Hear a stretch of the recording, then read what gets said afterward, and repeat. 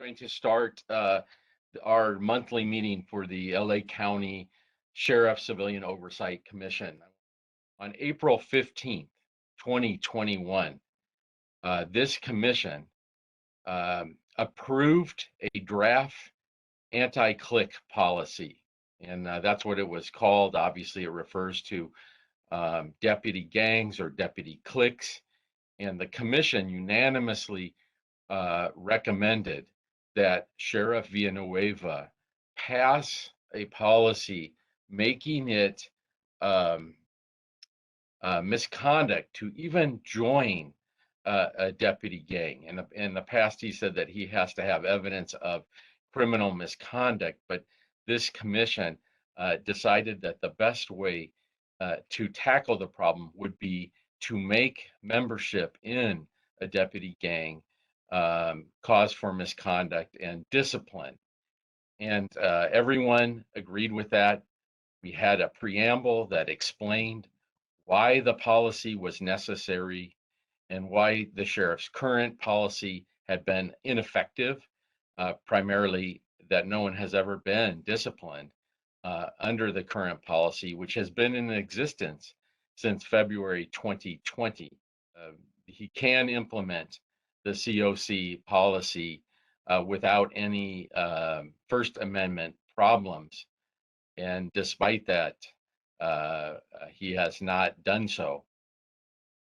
Today on our agenda, we're talking about in custody deaths, and there have been quite a few. You'll hear from various people from the OIG's office, from the sheriff's office, and from other entities as well.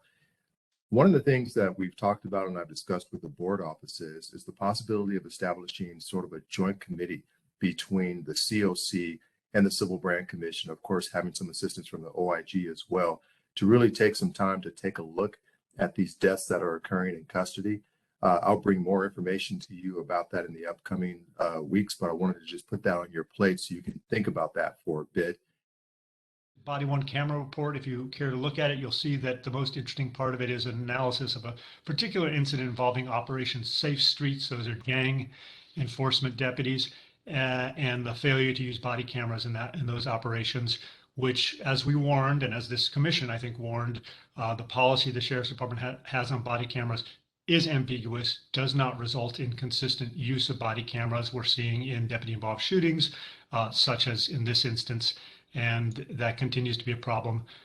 So we continue to report on it. We still don't have access to the body-worn camera footage. I'm hoping to have a legal solution to that in the near future.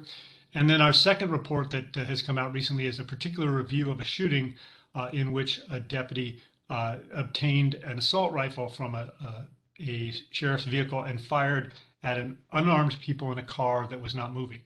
The inmate reception center has continued to be have horrible conditions in it. We recently, staff went there and found the longest wait, I think, was pushing 30 hours. And we're talking about including people who are mentally ill and others who need to be provided permanent housing in appropriate circumstances. And the conditions they are confined in the inmate reception center are intended to be maintained for a few hours, not for days.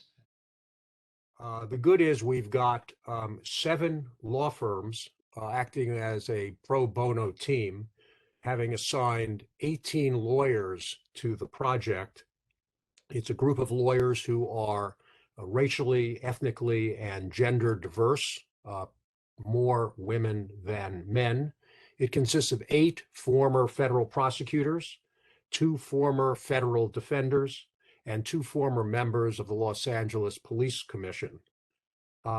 We've interviewed to date 20 people, and we have focused upon 4 cliques or subgroups to assist in a determination of whether the activity of the group falls within the penal code definition in 13670 for a deputy gang. Based upon what we've already determined, it is apparent that among at least 4 of these groups that we've investigated, that all are male and gender exclusionary, that they are ethnically exclusionary, with a particular Latino gang focused not only on the need for a Latino background, but one must be of Mexican heritage, not Central American heritage, to join. And we have found evidence of a pattern of behavior that violates fundamental principles of professional policing, and have witnesses who will so testify. And thus far, therefore, our investigation causes us to believe that these will constitute deputy gangs under the definition of the penal code. We have repeatedly been told in our private interviews by witnesses of their fear of retaliation by the sheriff were they to speak publicly. While it doesn't make it a definitive reason to not testify, and as I say, we have subpoena power under Measure R, it does introduce an element of complexity that probably shapes all of the work that this commission is charged with performing. And then the second and perhaps even uglier notion of this is we have had people tell us that they fear retaliation, physical attack from their peer group. Imagine working in an environment in which, if it were known that you were speaking truth to power, that you would fear that, for example, the wheels on your car would be loosened, and other similar kinds of expressions of concern. And so that too acts as a hindrance and an obstacle to what we can do. Now, therefore, it is moved and seconded as follows. In conjunction with the Civilian Oversight Commission's pro bono counsel-supported independent investigation of deputy cliques, gangs, and/or exclusionary subgroups, the chair or the vice chair is authorized to sign subpoenas pursuant to any or all authority of the Civilian Oversight Commission that the Civilian Oversight Commission has to subpoena witnesses before it, following a review of the Oversight Commission's ad hoc committee regarding subpoenas. All such subpoenas shall be presented to the full COC or Oversight Commission for ratification of the chair or vice chair's actions, period. End motion. Motion carries. This is about conditions of confinement in the LA County jails. I oversee programs and services that are education and rehabilitation based at CRDF. Say prior to COVID, there were academic opportunities, high school, life skills classes, vocational training, therapeutic opportunities. We have tried to maintain as many of those programs during COVID. Some of them have been lost just because of service provider limitations or because of structural issues in terms of what we needed for staffing or COVID provisions. But we have been able to innovate. As you all know, there's low technology utilization and implementation in the jails, in large part because of infrastructure, but we have been able to leverage technology to do a lot of distance learning. We brought college to CRDF for the first time ever during COVID. We launched a partnership with WEDAX to bring some workforce development training and case management to the women. And, you know, besides just the services that we're providing, we've also, like I said, are operating on a larger level. We are helping open a FIP step-down unit to really target better service provision to individuals that are high observation, very high need mental health issues. We are also working on opening up our green space. Currently, the women can't go outside unless they're going to court or a medical appointment, which is not remotely in parity with what a lot of the men have opportunities for. And so we're in the process of acquiring funds and working on some large renovations in that context. That we have a very unique jail population, which includes pretrial, county sentence inmates, AB 109 inmates, flash incarcerations, those waiting transfer to state prisons. Any in-custody death triggers a very comprehensive analysis through the process of a death review. This starts with each and every death, a 24-hour review, followed by a 7-day, followed by a 30-day. These Reviews are attended by a number of stakeholders, including Sheriff's Department executives, Correctional Health Services, Departmental Health, OIG, our U.S. DOJ monitors, our Homicide Bureau detectives, as well as our in-house custody division training unit. This gives us an opportunity to have a very critical analysis of each and every death that occurs of individuals in our custody.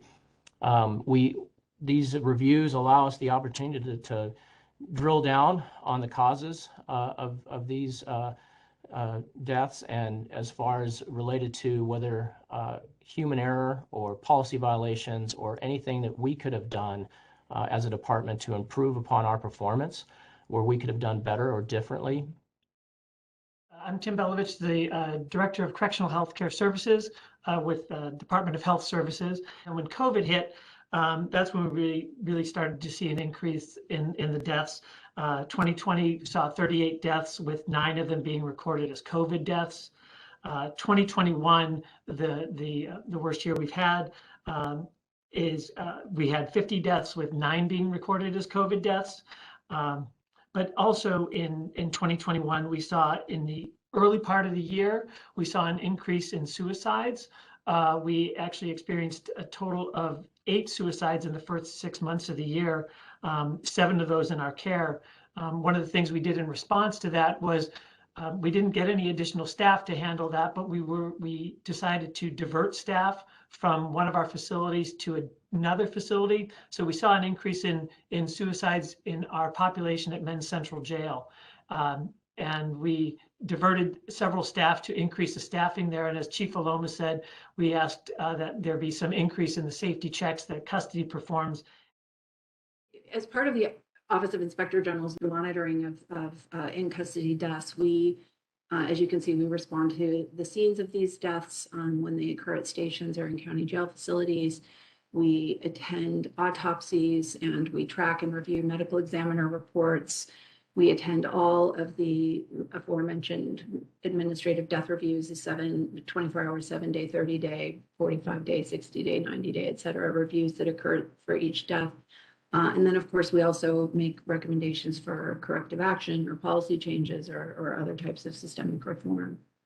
There are, in terms of solutions, I mean, it's honestly a much bigger conversation. But so number one, absolutely number one, alternatives to incarceration for those navigating mental illness. You know, the Custody Services Division is the single most challenging assignment in this department. People absolutely dread being sent to work there. It requires tremendous and complex operational agility. It requires memorizing volumes and volumes of information, ever-changing policies and settlement agreements, et cetera. And, you know, most importantly, it requires almost sort of unimaginable emotional fortitude, you know, to spend 10 to 16 hours a day in an environment of abject suffering, where you and everyone around you feels ill-equipped to improve conditions for the thousands of people therein, all the while fearing for your own personal safety because of the unpredictability of many incredibly vulnerable patients.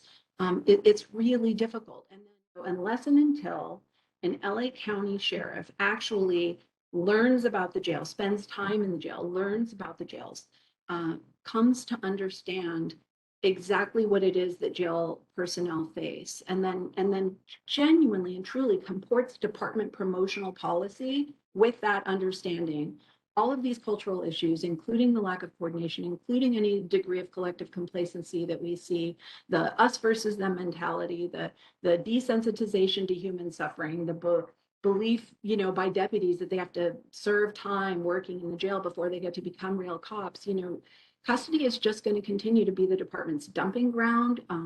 Broken morale is going to stay broken. And sadly, the biggest tragedy of all of this is that the human beings, the vulnerable people confined inside this jail are just going to continue to suffer. So valuing custody as a separate workforce is absolutely imperative to this. For any of the other solutions that are implemented, that's something that has to be done. Absolutely. At our next meeting, Thursday, May 19th, 2022,